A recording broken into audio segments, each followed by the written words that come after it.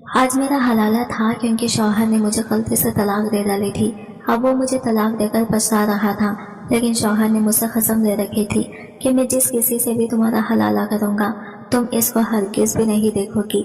हलाला करते वक्त तुम्हारी आंखें पट्टी से बंधी हुई होंगी, क्योंकि मैं ये नहीं चाहता कि मेरी बीवी मेरे अलावा किसी और मर्द को भी देखे। लेकिन मैं इसकी ऐसी बातें सुनकर हैरान थी कि मैं कैसे उस इंसान को नहीं देख सकती जिसका मेरे साथ हलाला होने जा रहा था। मैं बिल्कुल परेशान सी बेड पर आंखों में पट्टी बांधे बैठी हुई थी तो कमरे में किसी की हलचल से आवाज आई, और जब हलाला शुरू हुआ तो मुझे कुछ ठंडा ठंडा सा महसूस हुआ। और जब आधी रात को मेरी आंखों से पट्टी हट गई तो मेरे होश उड़ गए, क्योंकि ये तो कोई और नहीं बल्कि मेरा खुद। मेरी शादी सुहेल से हुई तो लगने लगा जैसे मैं दुनिया की खुशकिस्मत तरीन लड़की हूँ, क्योंकि वो बहुत ही अच्छा और हमदर्द शौहर था। शादी के एक हफ्ते में ही इसने मुझे बहुत मुतासिर कर दिया था। ये बात मैं वसूख से कह सकती थी कि सुहेल के संग मेरी जिंदगी बहुत अच्छी गुजरने वाली है। सुहेल को ऑफिस से 2 हफ्तों की ही छुट्टियां मिली थी। एक हफ्ता शादी की तकरीबात में गुजर गया और दूसरा हफ्ता तो ऐसे पर लगाकर गुजरा कि कुछ पता ही ना चला। कल से सुहेल की ऑफिस में ज्वाइनिंग थी, इसीलिए वो बोले, इकरा मैं तुम्हें मार्केट ले चलता हूँ, जिस चीज की भी जरूरत हुई ले लेना। मैं खुशी खुशी राजी हो गई क्योंकि मुझे कुछ चीजों की अशद जरूरत थी। मैंने और सुहेल ने सारी चीजें ले ली। वापसी पर वो बोले, हम खाना भी किसी अच्छे से रेस्टोरेंट से खाएंगे। हमने खाना खाया। वापसी पर हमें काफी देर हो चुकी थी। हम अपनी गाड़ी तक जाने लगे तो एक तेज रफ्तार वैन हमारे पास से गुजरी थी। वो वैन देखकर मेरा ऊपर का सांस ऊपर और नीचे का सांस नीचे रह गया था। मैं खौफजदा हो चुकी थी। मैंने हड़बड़ाहट में जल्दी से गाड़ी का दरवाजा खोला और इसमें बैठ गई। सुहेल भी मेरे पास आकर बैठ चुके थे। वो बोले, क्या बात है इकरा, तुम वैन को देखकर घबरा क्यों गई? मेरी चोरी पकड़ी गई थी। मैं मुस्कुराने की कोशिश करने लगी और बोली, नहीं नहीं सुहेल, ऐसे तो कोई बात नहीं। मगर सुहेल को मेरा जवाब मुतमईन नहीं कर सका था। वो बज़िद रहे कि मैं उन्हें सब कुछ सच सच बता दूं, लेकिन एक लम्हे के लिए दिल में आया कि मैं इनसे कह दूं सब कुछ जो मुझ पर बीता है, क्योंकि वो एक समझदार इंसान थे। यकीनन मेरी बात को बाखूबी समझ सकते थे, मगर दिल में एक खौफ सा बैठा था, कहीं ऐसा न हो कि वो मुझसे खफा हो जाए और शादी के शुरू के दिन किसी परेशानी में गुजर जाए। इसलिए मैंने बात बना दी कि मुझे तेज रफ्तार चीजें देखकर बहुत खौफ आता है। सुहेल मेरी बात सुनकर पुरसुकून हो चुके थे, जबकि जो सच था वो तो शायद मैं किसी को भी नहीं बता सकती थी, क्योंकि वो मेरी जिंदगी का सबसे भयानक राज था। रात हम घर पहुंचे तो मेरी सास और ननद जवेरिया ने अदालत लगाई हुई थी। मेरी सास बोली, सुहेल मैं इसी दिन से डरती थी कि तुम शादी के बाद मेरे हाथों से निकल जाओगी, अपनी कुंवारी बहन को भी फरामोश कर दोगे। क्या था जो अपनी इस यतीम बहन को भी साथ ले जाते। मुझे अपनी सास की बात बिल्कुल भी अच्छी नहीं लगी थी। भला मियाँ बीवी के दरमियान किसी तीसरे का क्या काम? सुहेल बोला, अम्मी मैं तो ले चलता, मगर इकरा ने मुझे मना कर दिया था कि किसी को साथ ले जाने की कोई जरूरत नहीं है। मैं तो हक्का बक्का सुहेल की शक्ल देखते रह गई। मेरी सास बोली, हाँ हाँ बहू भी तो ऐसे ही होती हैं, तुम्हें तो अपनी बहन का ख्याल रखना चाहिए था ना। सुहेल झट से बोला, जी जी अम्मी आइंदा ख्याल रखूंगा। मेरी सास और ननद के चेहरे पर मेरे लिए बेजारी ही बेजारी थी, इसलिए मैं वहाँ पर मजीद रुक न सकी और अपने कमरे में आ गई। मेरी आंखों से आंसू बहने लगे थे। मैं तो ये तौखा भी नहीं कर सकती थी कि सुहेल खुद को बचाने के लिए मुझ पर इस कसम का इल्जाम भी लगा सकते हैं। थोड़ी देर बाद ही सुहेल भी कमरे में आ गई। वो बोले, क्या बात है इकरा, रो क्यों रही हो? मैं बोली, सुहेल मैं आपसे इस किस्म की हरकत की तौखा नहीं कर सकती थी। आपने किस तरह से झूठ बोलकर मुझे आंटी की नजरों में गिरा दिया है। सुहेल मेरी बात सुनकर हंसने लगे और बोले, अरे पगली इस बात पर क्यों रो रही हो? दरअसल बात यह है कि मैं अपनी वालिदा और बहन का वाहिद सहारा हूँ।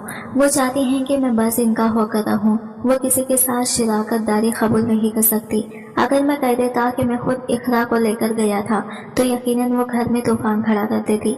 मैंने तुम्हारा नाम ले लिया तो देखा ना, दोनों ने अपने मुंह से एक लफ्ज नहीं निकाला।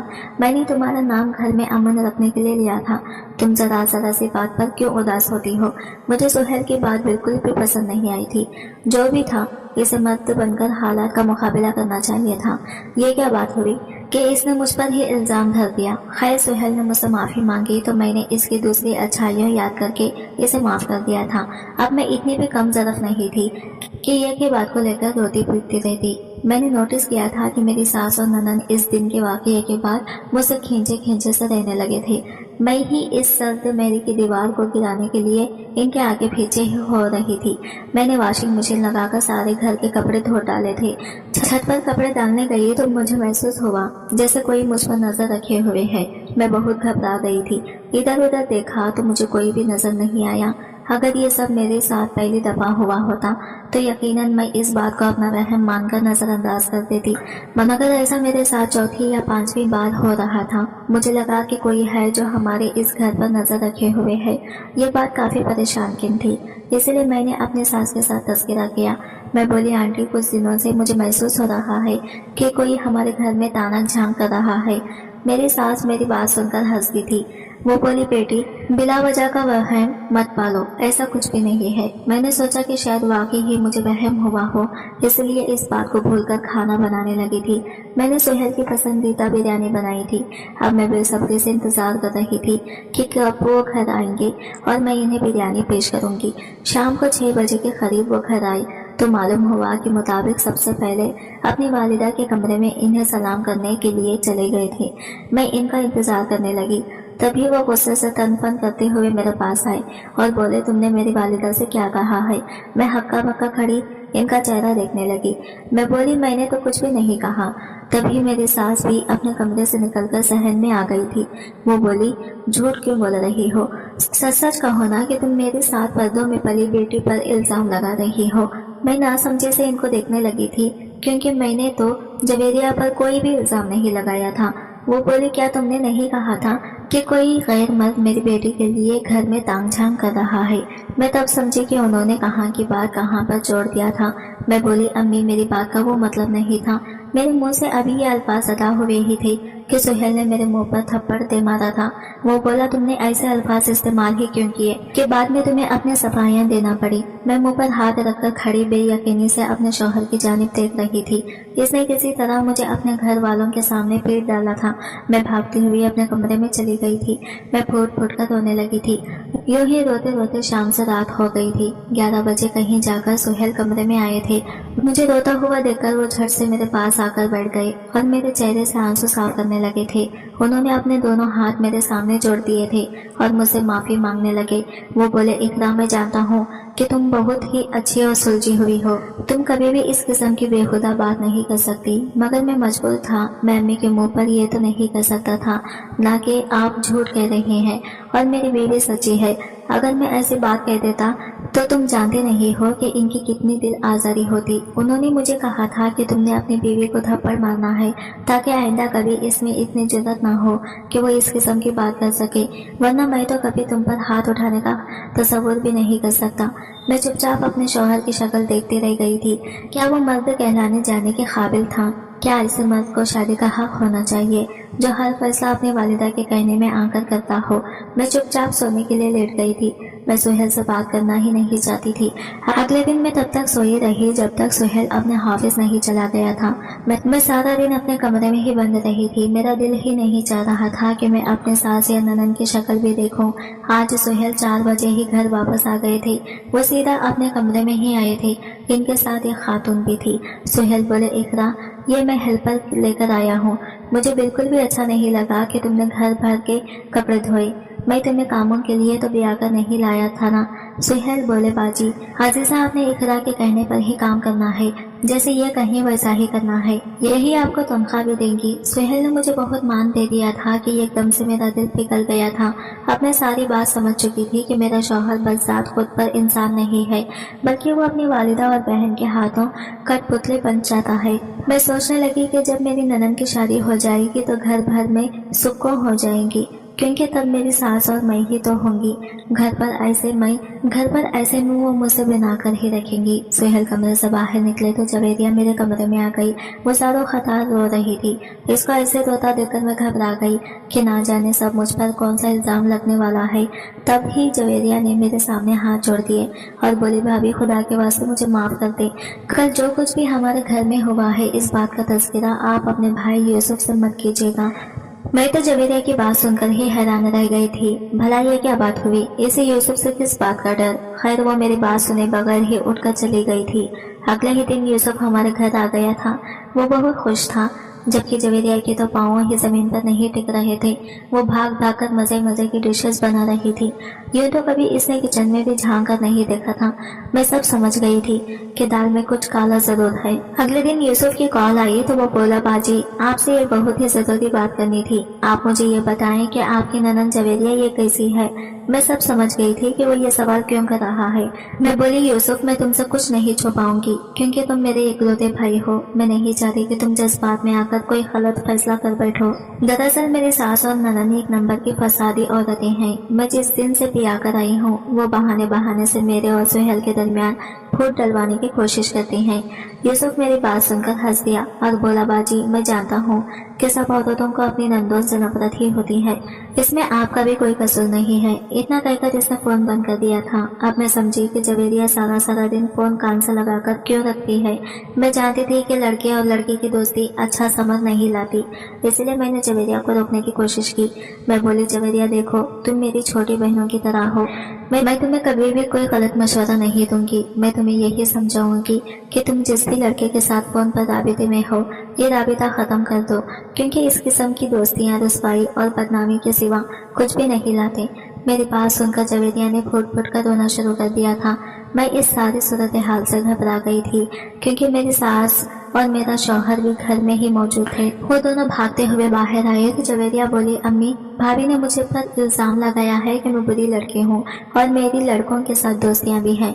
मैं ये बात सुनकर बेहद खौफजदा हो चुकी थी, क्योंकि अब फिर मेरा शौहर मेरी सास के कहने में आकर मुझ पर लाजमा तशद्दुद करता। इस सूरत हाल से बचने के लिए मैं भागकर अपने कमरे में चली गई और अंदर से कुंडी लगा ली थी। मेरी सास मेरा दरवाजा पीटने लगी थी, मगर मैंने दरवाजा नहीं खोला था। रात में जब सुहेल कमरे में आया तो वह हंस रहा था। बोला, आज तो तुमने बहुत समझदारी का मुजाहरा किया।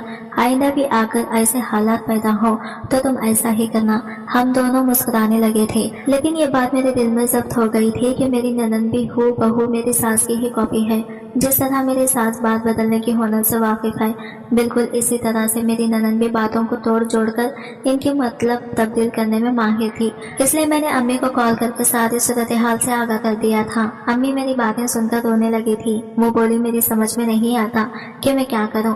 यूसुफ तुम्हारी ननद के पीछे पागल हो गया है।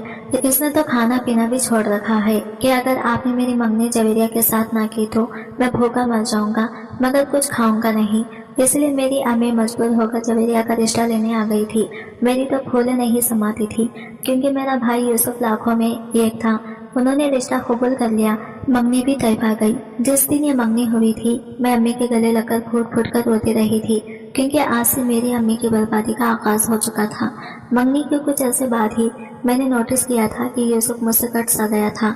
वो अक्सर हमारे घर आता तो मेरी सास के कमरे में बैठा रहता। वापस जाते हुए कभी कभार मेरा हाल चाल दरियाफत कर लेता, लेकिन ज्यादातर तो वो इस चीज की भी जरूरत महसूस नहीं करता था। यूं ही कुछ माह गुजर चुके थे। मेरी अम्मी ने मुझे बताया था कि यूसुफ सारा सारा दिन जवेरिया के साथ फोन पर लड़ता रहता है। तब मुझे समझ में आया कि सुहेल ने मुझसे मुंह क्यों बनाया हुआ था। वो मुझसे सीधे मुंह के साथ बात ही नहीं करते थे। इन दोनों की लड़ाई यहाँ तक जा पहुंची कि यूसुफ ने मंगनी ही तोड़ दी थी। इसने सारा सामान भी घर वापस भेज दिया था। अब मेरी सास और शौहर ने मुझे कटघरे में खड़ा कर दिया था। वो कहते थे कि किसी तरह भी यूसुफ को मनाओ कि वो इतनी बड़ी हिमाकत ना करे, वो जवेरिया के साथ मंगनी खत्म ना करे। मैं बोली कि यूसुफ मेरे कहने में नहीं है। इसने ना तो मंगनी करते वक्त मेरे से मशवरा मांगा था और ना ही ये मंगनी खत्म करते वक्त। मैं इस मामले में कुछ नहीं कर सकती। तभी मेरी सास ने सुहेल को आंखों ही आंखों में इशारा किया था। सुहेल बोला, इकरा मेरी बहन का घर उजड़ जाएगा और यूसुफ की बहन का घर बसता रहे, ऐसा तुम्हें हरगिज होने नहीं दे सकता, इसलिए मैं तुम्हें तलाक देता हूँ। मैं सख्ती में आ गई थी। सुहेल ने खड़े खड़े मुझे 3 तलाकें दे दी थी। मेरी ढाल से अपने कमरे में चली गई, रोती जाती और साथ साथ अपना सामान भी पैक करने लगी थी। तब सुहेल कमरे में आ गया। मैं सामान पैक कर चुकी थी, अब बस वहां से निकलने ही लगी थी। सुहेल मुझे देखकर बोला, इकरा तुम कहाँ जा रही हो? मैं बोली, पता नहीं कहाँ जाऊंगी, मगर अब यहाँ तो नहीं रह सकती ना, क्योंकि आपने मुझे तलाक दे दी है। मेरी बात सुनकर सुहेल के मुंह पर मौत की सी जल्दी फैल चुकी थी।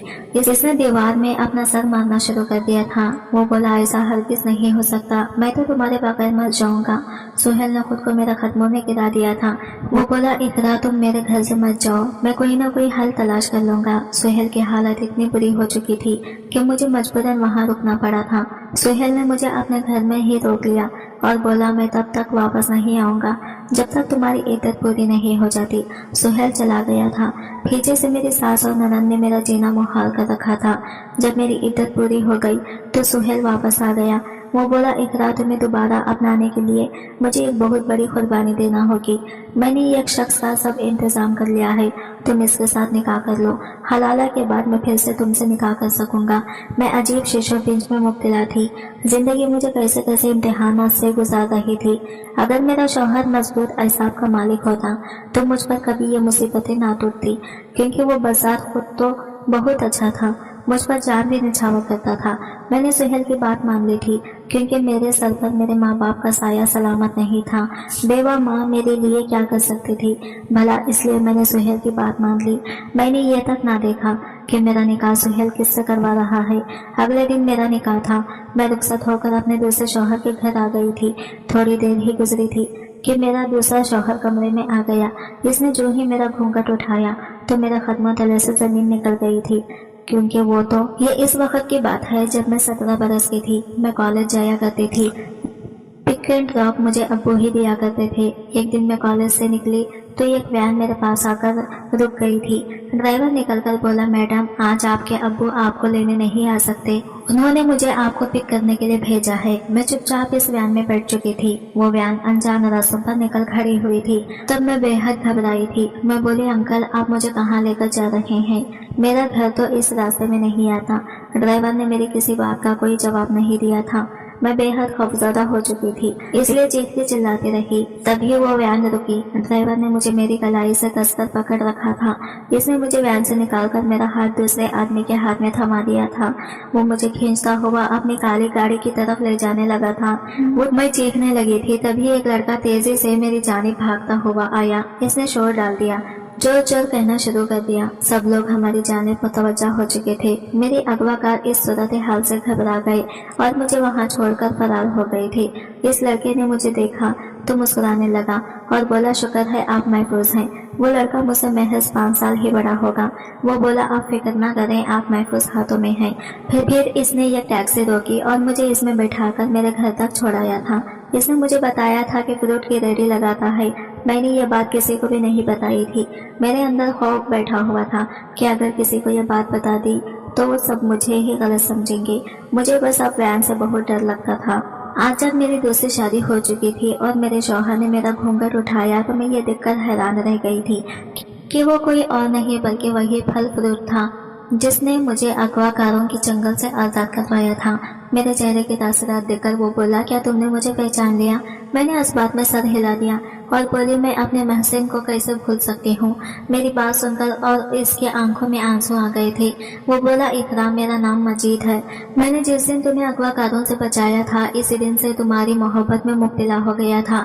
क्यों और कैसे मैं ये नहीं जानता, मगर मैं तुम्हें हर हाल में हासिल करना चाहता था। इसलिए मैंने दिन रात मेहनत की और इतने पैसे बना लिए कि जिससे मेरी शादी हो सके। मैंने अपना रिश्ता जिस दिन तुम्हारे घर भेजना था मुझे पता चला कि इसी दिन तुम्हारी शादी हो गई थी। मैंने ये सदमा बड़ी मुश्किल से बर्दाश्त किया था। मैं तुम्हारी एक झलक देखने के लिए अक्सर तुम्हारी गली में भी आया करता था। एक दिन मैंने तुम्हें छत से देखा तो तुम कपड़े डालने आई थी छत पर। बस मैं तुम्हें दूर से ही देखकर खुश हो जाया करता था। तब एक दिन मुझे पता चला कि तुम्हारे शौहर ने तुम्हें तलाक दे दी है और वो किसी ऐसे मर्द को ढूंढ रहा है जो तुमसे हलाला करने के लिए तैयार हो जाए। ये बात सुनकर मैं खुशी से झूम उठा था और तुम्हारे शौहर से कह दिया कि मैं हलाला करने को तैयार हूँ, क्योंकि ये चंद दिन को मैं तुम्हारे साथ बिताऊंगा, यही मेरी जिंदगी की जमा पूंजी बन जाएगी।